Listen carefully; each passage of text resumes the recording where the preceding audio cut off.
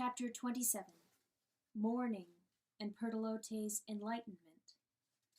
Now lightly, Pertolote herself walked down the ice of the Liverbrook, carrying Chanticleer in her heart. "I found it," he had whispered in her ear. "Pertolote, I have found my something to do." These words were for her alone, since she alone had known the torment of his soul. "Be glad with me." She was exceeding glad, and he had asked her to go and comfort the small outlander that waited a half-mile down ice from them. "He holds the key." She had nodded at that request, and he, with perfect love, had kissed her. He kissed her. He gazed into the deepest part of her being, and he kissed her. Then they had parted, Chanticleer leaping like fire to the crown of the stag black pale, crying "Ho!" to all the animals, Pertolote walking south in singular wonder. Now, walking, she heard behind her the slow roaring of the congregation. That sound pursued her like the waves of an ocean, for the rooster was calling to the animals, and they were answering. He was an orator, as in the old days, holding them by the mere force of his language, his vision, his desire. "Ah," she heard, one giant throat, a completely harmonious veneration. They would follow him, and that was something. But that he was willing to lead them, why, that was something else again. Chanticleer had chosen the office, and was glad to be in it. Chanticleer was alive. Amen. Dear God, thought Pertolote, bending her neck in prayer, what gift has given the rooster hope again? What key has accomplished his transfiguration? Yet there it was, just like the old days. Amen.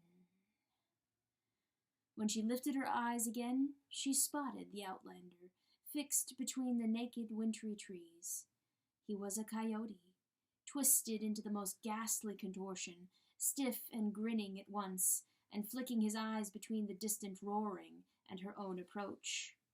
And here is the grace of Pertolote, that, in spite of all the glories of the morning, her heart went out to this coyote, and she cared for him. She paused. "Are you afraid?" she asked. Not a hair of the coyote moved. "Do you think that I might hurt you?"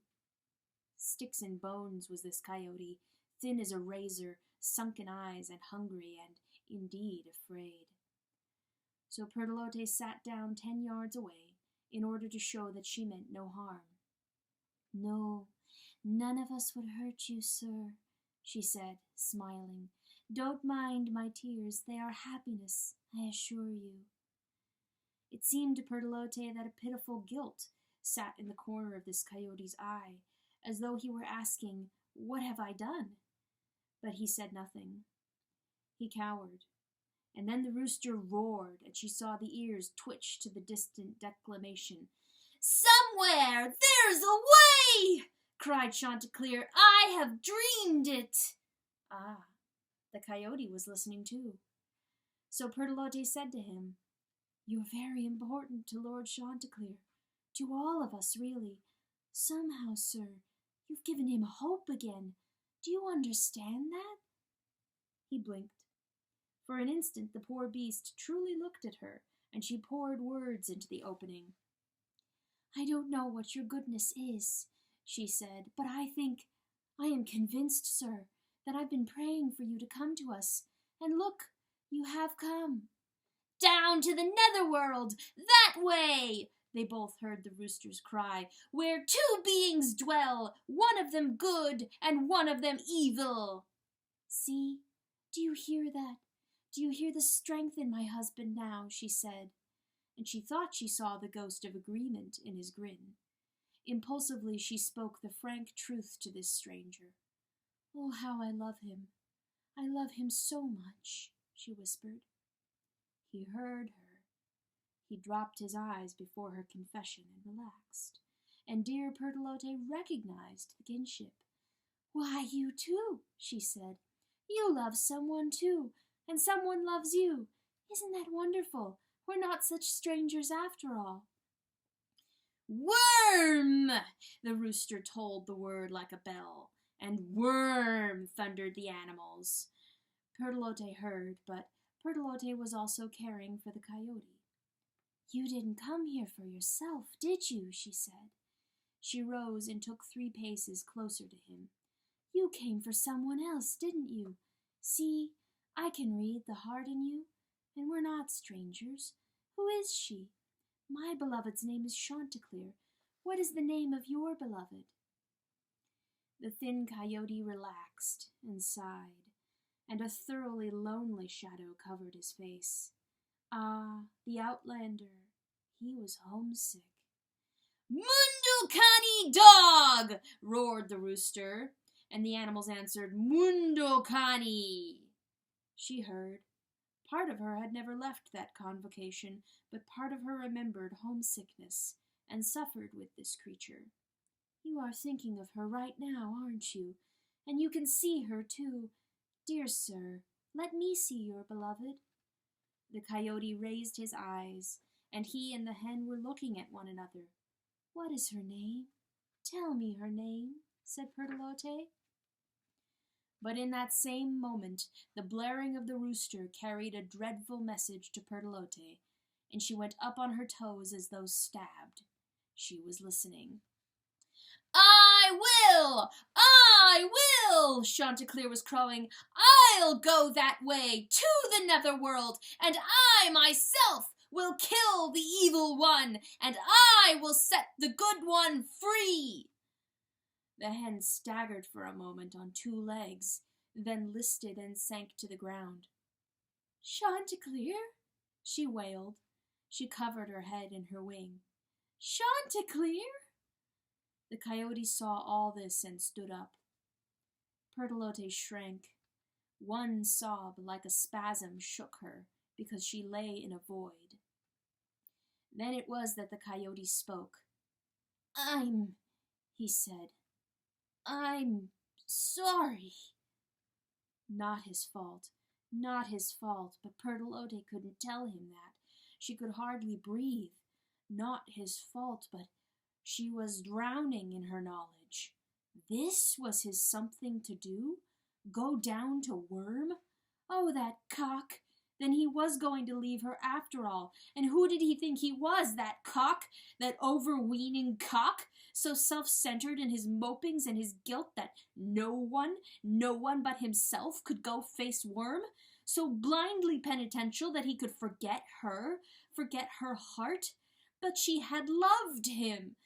Chanticleer! Incredibly, the little coyote crept to her side and touched the hen lightly with his paw and whispered, "Tssst," with sympathy. Whispered, "Rachel." The animals were tumultuous in twice 10,000 voices. Amen! But the memorable word, and the one that Pertolote never forgot thereafter, was the little word of a kind coyote seeking some way to console her. Rachel, he said. Her name is Rachel. Rachel. Pertolote started to cry. Chapter 28. A day to put his affairs in order. He had sworn an oath before heaven and all of the animals, and he was persuaded that Worm had heard it too, and now there was work to be done, and one day to do it. Chanticleer sent Black Pale on a wide, magnificent run, while he himself rode Banner in the antlers. They made a complete circuit of the camp, Black Pale striking the ground with authority, the rooster breasting the wind, his wings laid back, his eye narrow, his comb smoking. He was flame. This was a day of unspeakable sweetness for him, though there was sadness too. He was taking his leave. He crowed constantly. He wanted to lift the spirits of his animals in spite of the bitter winter. More than that, to convince them of strength and purpose and grandeur and color in their lives, to unify them with the sense of their own significance, but most of all, to proclaim the good news that the rooster had changed. He had taken hold again. He was in startling command. The times themselves were changing, and by a single extraordinary act, he, Chanticleer, would see to the health of the animals forever. He was taking leave, but he wanted to leave them faithful and whole. "Mundocani shall come out of the depths," he crowed, "and then who can hurt you when we have triumphed over evil, face to face, in his own place? Oh, dear hearts, when evil is dead, there shall be no evil any more, and the dog shall be the sign of it. Watch for the dog. Remember that I told you to watch for the dog." Bright, incendiary rooster, scorching the land from the top of a traveling stag, and the animals believed in him. They laughed. Their eyes were stars, their voices full of worship, and their hearts burst. They said, "The Spirit of God is upon him." Then who could resist his excitement? None. Neither 2 nor 2,000. He asked none of them to go with him tomorrow, because the battle would be his alone. This time he would enter the breach. It was his obligation and his oath.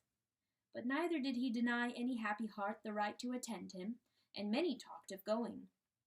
And Chanticleer, flushed with leadership, could play it 2 ways that day. Not only did he handle the animals as a single body, he the head, but he remembered them, one by one as well, individuals in need of individual attention. Having circumscribed the whole community, he entered it and walked among them, talking. And then it seemed that he was everywhere. Gentle words for String Jack and his kin, who shied from noise of any kind, even the glorious kind. He requested Sharpshin the hawk to fly pilot for any that would run north with him in the morning. Sharpshin was proud to accept. He suggested that the goats take baths. The goats announced that Hophni and Phineas, their forebears, maintained a faithful sobriety from water of any sort. They were content to stink.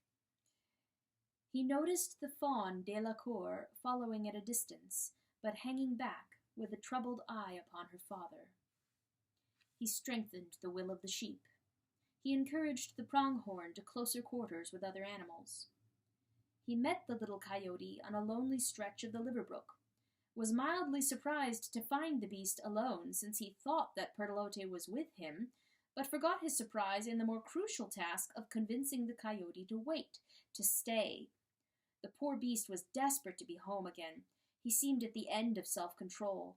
A little food was all he wanted, and leave to be gone. But since eloquence was lost on him, Chanticleer tried friendship first, and then the simple command that the coyote had no choice but to wait. They would go together at the right time. The strange coyote cringed, both from the "together" and from the order "at the right time." But Chanticleer allowed no debate on the matter. Too much depended upon this coyote's knowledge, and the coyote stayed, watched by 2 deer. Oh, where was Perlote to pet and keep this creature? By the canonical crows, Terce and Sext and Nun, the rooster ribbed the day, giving it a fine round shape.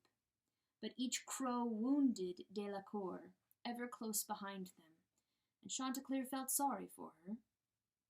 He declared a feasting for the evening, and food came out in abundance, and the animals ate, and the chatter around their mouthfuls was happy indeed. But while they ate, the rooster spoke a different word to the mice, whom he appointed to manage the larder in his absence. The word was wise, but it troubled them because it also seemed so final. They were just mice. "A little hunger today," he said, "is better than famine tomorrow. Tags, be as frugal as possible with the food hereafter. Enough to live on, and no more." They were walking to the hemlock, the rooster and the mice kept looking at one another, questioning. "We don't know what the future holds, do we?" said Chanticleer. The mice all shook their heads. They knew very little of anything. "If," said Chanticleer, "I say if I don't come back again, then you must make this food last a long, long time." I trust your prudence, don't I? He asked, and they nodded automatically, but their eyes were very big. And I trust your integrity, right? They nodded. And you are mature now, and I respect your maturity, isn't that so? Poor mice. They nodded and nodded, and they blinked and they nodded. They looked afraid. Good, said Chanticleer. I know I won't be disappointed. In this way, he gave each mouse a manhood. They couldn't talk to him just now, having so much to turn over in their minds, but neither did they cry. And so they came to the hemlock. Chanticleer sighed, with a certain satisfaction. A good day, a good kingdom, good animals. It was going to be fine after all. They would fare well, and they would remember him. Oh, please God, with honor. But then he noticed one little hen alone, and it troubled him. Facing the stone cliff and shivering helplessly was Chalcedony, eating nothing of the feast. But she was the one for whom he had gathered so much food. No, he wasn't done yet. The rooster went and stood beside her, a rooster and a hen together. Well, he said, we are sister and brother for sure now. She stared at him, astonished, but he simply smiled. I did that, said Chanticleer. Oh, yes. Ever since the winter began, I have been shivering just like you. See? The cold was in my bones. I know how you feel, Chalcedony. She opened her beak and closed it again, gazing at him. Whew, he was so close to her. But here's hope, he said. I'm warm now. She tore her eyes away and bowed her head. It's not, she confessed, so much as I'm cold, my lord. It's somewhat a different matter. Shush, shush, Chalcedony, he said. I know that. We are alike. I was cold because I was weak, and I was weak because I was sad, like you. Her head came up. He continued to stare at the wall. The shivering grew worse in her, and she marveled. You? You? Sad? Me? Said the rooster. Oh, said Chalcedony. Then Chanticleer narrowed the subject. Directly he asked her, Why are you standing here so sad? She sighed and shivered terribly. The day was dying into quietness, the evening heavy now and gray. It seemed as if the whole world were hushing, so to hear of Chalcedony's sadness. Chanticleer turned so that his beak was an inch from hers. You can whisper, he said, gentle Lord Chanticleer. And she did. On account of my beautiful lady was weeping, she whispered. On account of I don't know how to comfort her. Pertolote. Chanticleer felt a sudden rebuke. Pertolote? He hadn't expected Pertolote to appear between them. He hadn't seen her all day long. He hadn't even thought of her, except once, and then in irritation. Chalcedony's goodness was better than his. Well, he said, what if I went to comfort her?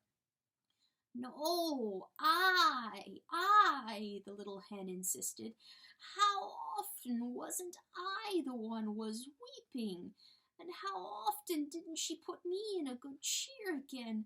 'Tis once, just once, Chalcedony should do somewhat for her lady. She sighed. There's not nothing in this body for to give, you see. That's the truth, and that's the sadness. I'm a cripple, after all. You are my hen, said Chanticleer immediately. You are my sister. Please, sir, whined Chalcedony. Thank you for that, but I know what's true. I'm runted, sir. I'm nowhere near my lady for worth. Do you think you could not just go away now? Chanticleer didn't move. He kept his head by hers, and the longer he stood, the more distressed she became. Do I upset you, Chalcedony? He asked. Oh, sir, how could you ask such a thing? She jerked her head in confused embarrassment. Did I make you think that? Her tiny comb reddened. No, it's Why should you spend your time with me? This is no lady here, nor nobody worth noticing. That's what it is. She was near tears. Maybe you could just go away now. Chanticleer looked at her with honest love. I will be going away, he said quietly, but I want it well with you before I do, Chalcedony. You are a good woman, and better than you know. Wait here. I've a job for you to do. No one can do it but you. Wait a moment. The rooster backed away from the hen, nodding his wish that she should stay just where she was, and then turned and searched among the bodies of the animals. They had begun now to buckle their knees and to lower themselves for sleep, though a general buzzing hung above them, and that was excitement. The lowest animals lay in shadows. Chanticleer looked for antlers, 14 points, a minor forest, and he found them. Black Pale stood still and silently. His daughter Delacour was gazing at him, as she had the whole day through. Nothing had been said between them, that was clear, but there was much that should be said, and that was clear as well. Tomorrow was no easy day for either of the deer. Both were suffering. Chanticleer went and touched the fawn. Child, he said, will you walk with me? If you walk with me, you walk with a very wise rooster. Her glance went to her father, who neither restrained her nor set her free. The stag was mute. He was not a creature who displayed his feelings. Chanticleer said, You love your father. She tipped her head to one side and nodded. How young was she, and vulnerable. And Chanticleer said more quietly, And you miss your mother, too. The fawn hung her head in memory. She missed her mother. You see, said Chanticleer, I am wise. I understand these things, and I know even more than these. Come, be brave, child. Let me say them aloud while we walk. Come walk with me. Slowly, at his gentle urging, the long-legged fawn followed him, though she often threw backward glances to her father. Such pride, and such a forest of antlers, black against the dusk. Chanticleer said, You heard that your father is going away tomorrow, though no one told you this. You guessed it, and you are right. He is. He will carry me north. Now, here is the hard part. You are afraid that he will not come back again. You think that maybe he will go the way your mother went. You don't say this, of course, because maybe that would make it come true. But you fear it, and then you would be left alone. Chanticleer looked at her in the darkness. Do I speak the truth? He said. She stopped and sighed. Do I? He asked. Yes, she said. See, said Chanticleer. See the things I know? She nodded sadly. Indeed, he knew very much. Now listen to me while we walk, said the rooster, and they walked. It's with me that your father goes. I will watch over him. I am very wise, Delacour, as you have said yourself, and I will send him home again. Do you believe this? With enormous eyes she blinked. Do you? He said. And she said, Yes. Good, he said. That's settled. But that's only the half of it. I know. The other half is, who will watch over you? The fawn drew a breath. Chanticleer had touched every worry in her. He was a surgeon of the feelings. Please don't stop listening to me now, dear Delacour, he said, because I have an answer for that too. I am a very wise rooster, you see. They had come to the hemlock tree, and they had to stop. There was nowhere else to walk. Delacour, child, can you say hello? Said Chanticleer. She nodded. Practice, he gently urged her. Say hello. She said, Hello. She gave a silly smile. Good, he said. Wait here. He went to the hen Chalcedony, and he touched her. Come with me, he said. The rooster and the crippled hen walked to a fawn. Again, he said. Hello, said the fawn Delacour. Well, said Chanticleer to the hen, and Chalcedony curtsied, somewhat flustered to be introduced to this high-born child, the object of so much secret affection. "Oh, sir," she whispered, "is this right?" But Chanticleer ignored the question. "While I'm with your father," he said, "this lady will be with you, and you will not be alone. Child, she is even wiser than I am, and so much better in the eyes of God." Then to Chalcedony, "Love her. Please love and care for this child, dear Chalcedony, with all your heart. Neither you nor she should be lonely. Do you hear me?" "Oh," breathed Chalcedony. "Oh, my lord, I don't know what to say." "Say," said Chanticleer, "that you have a daughter now, someone to comfort. Say that you are not nothing, and that sometimes in the night, when you two are together, say, Chalcedony, that I love you. I do. I wish you believed it. I do." He left them then and went to the other side of the Liverbrook, and he waited, his head bowed. In a little while he heard first the hen and then the fawn. And the hen said, "Does Delacour fancy a snack every now and then?" The fawn giggled, and Chanticleer was finished. Oh, the leader loved his own. Vespers. Chanticleer lifted his voice like a trumpet across the land. The frigid darkness took a glory, and all the animals paused in their night talk. "Listen, listen," they said, "it's Chanticleer." He sang. He sent their souls to God. Neither sleep nor the grave could trouble them then, for they were kept. Did anyone fear the absence of their head in the days to come? No more. Did anyone think that they had no purpose in the world or love? No more. Was anyone ignorant of the name of Mundocani, soon to stand among them, living and loving them again? Was anyone too faint-hearted to cry, "Worm, worm," in a curse, to taunt the evil one in his own lair? Why, even the sparrows spat his name and then giggled. And then the hens, above all, yearned for the dog to come and touch them and weep at their whiteness. Could anyone suffer the hopelessness of the dreary winter? No more. Chanticleer, trumpet of the Imperium, convinced his entire land of possibility, and then of peace.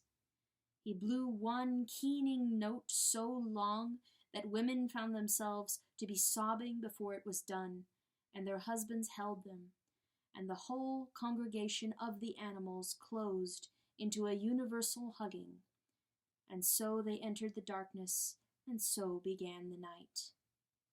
Only Pertolote was not on her branch. Pertolote had not returned.